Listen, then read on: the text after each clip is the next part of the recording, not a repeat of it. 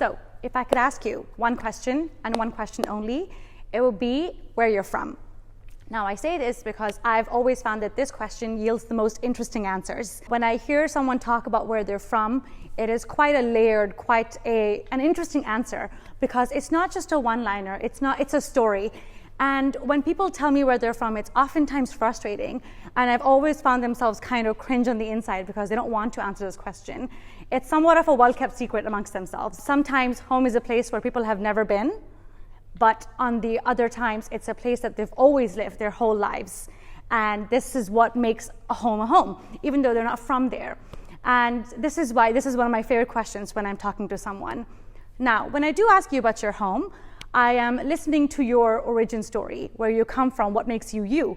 But I am picking up on some very subliminal notes and secrets that you're giving away without even telling me entirely.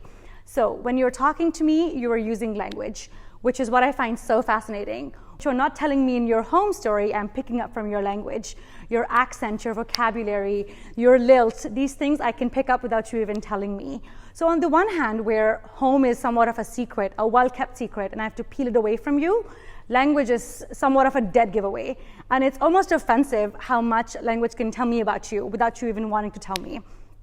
Now, I am very fortunate to be someone who can associate with my language proudly.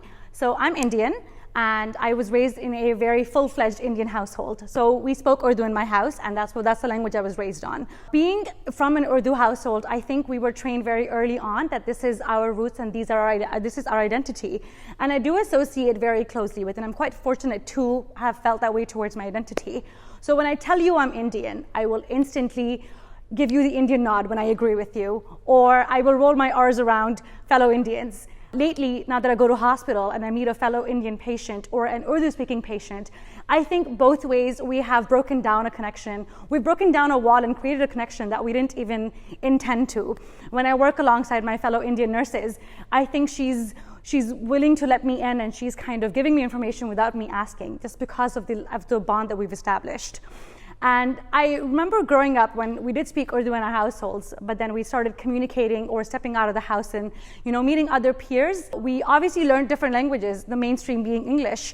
And I think when you start going out and you come back into the house and you bring your language into the house, I do remember my parents being a little bit frustrated with us because it was something that they didn't necessarily enjoy us speaking at home. So because they wanted to really root within us the Urdu language, I think when we started speaking to them in English, they were not frustrated, but they were just a little bit, they wanted us to stay close to our roots. And I remember when I asked my mother about, what's for lunch? But in English, I think she would always go ask me that in Urdu, and I'll respond to you. So I think there are times where your identity and your language kind of converge. And one such instance is so growing up, my mother told us a lot of fairy tales and bedtime stories. And obviously the crowd favorite was Cinderella. And the version that my mother told us was very interesting because it was not the mainstream version. But back then I didn't know that. So in her version, it was a 3-night story. So as opposed to the mainstream one where Cinderella meets the prince over one night and then they dance together and then they fall in love, my mother's story had 3 nights. Cinderella would meet the prince, and it always frustrated me because I was like, how did they not interact or get beyond the point of, dancing? But anyway, so in that story, I think my mother blew in so much life and so much character into talking or describing the way the night went and the color of her dress and little details that were told in Urdu that really resonated with me.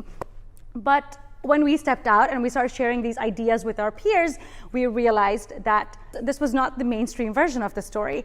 And I think when we came back home, we asked our mom not to tell us that story anymore because we wanted the one that we associated more with when we stepped out. And I think this is where the third culture child's plight comes into play. We pick up things from home, we step out, we learn newer things outside, and then we come back in, and at our doorstep we shed some of the layers because this is who you have to be.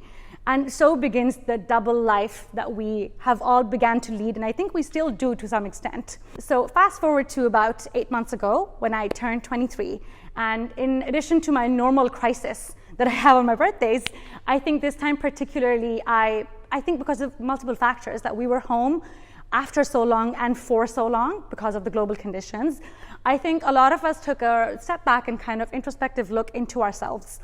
And I got in touch with a lot of my high school friends and my middle school and primary school friends, and most of us had these conversations where we were asking ourselves, where do we associate with? And I think so many of us just found us kind of struggling with the real idea of, you know, that frustration where I'm not from here, but I live here, but I'm headed somewhere else.